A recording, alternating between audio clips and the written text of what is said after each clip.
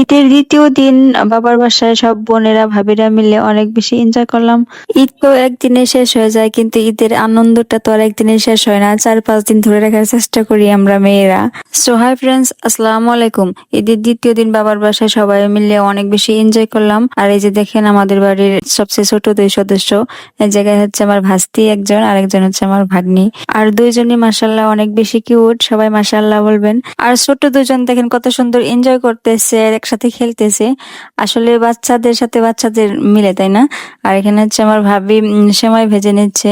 এখানে সেমাই রান্না করা হবে, মাংস রান্না করা হবে, পেঁয়াজ কেটে নিচ্ছে, অনেকগুলো মশলা রেডি করে নিছে, সাথে পোলাও রান্না হবে। তো এখানে সেমাইটা আগে রান্না করে নিবে, তারপরে হচ্ছে বাকি রান্নাগুলো সেরে নিবে। তো সেমাইটা রান্না হয়ে গেছে। আর আকাশের কালারটা দেখেন কত সুন্দর হয়েছে, সাথে ছোট্ট একটা চাঁদ, দেখতে অনেক বেশি সুন্দর লাগতেছে মাশাআল্লাহ।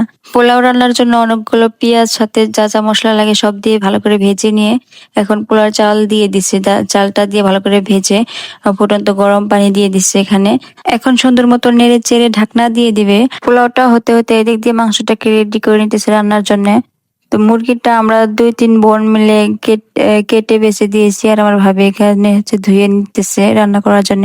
আর পোলাওটা দেখেন কত সুন্দর হয়ে গেছে, কালারটাও কি সুন্দর হয়েছে, আর খাইতে অনেক বেশি মজা হয়েছিল পোলাওটা। তো পোলাওটা নামিয়ে নিলে এখন হচ্ছে মুরগির মাংসটা রান্না করা হবে। তো মুরগির মাংসটা আজকে হাতে মেখে রান্না হবে। সবসময় তো গরুর মাংস হাতে মেখে রান্না করা হয়, আজকে মুরগির মাংসটা হাতে মেখে রান্না করা হবে। এখানে সব ধরনের মশলা দিয়ে হাতে মেখে নিবে সুন্দর করে, আমার ভাবি মেখে নিতেছে।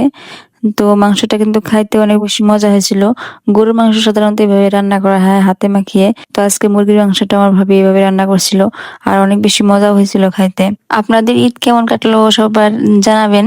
আমার তো বেশ ভালোই কাটছে। ঈদ শেষ করে শ্বশুরবাড়ি থেকে বাবার বাসায় চলে যাচ্ছি। আরো 2 বোন চলে যাচ্ছে, মানে আমরা মোট 4 বোন। আমরা 3 বোন অলরেডি চলে যাচ্ছি, কিন্তু আমার বড় বোন আসতে পারে নাই।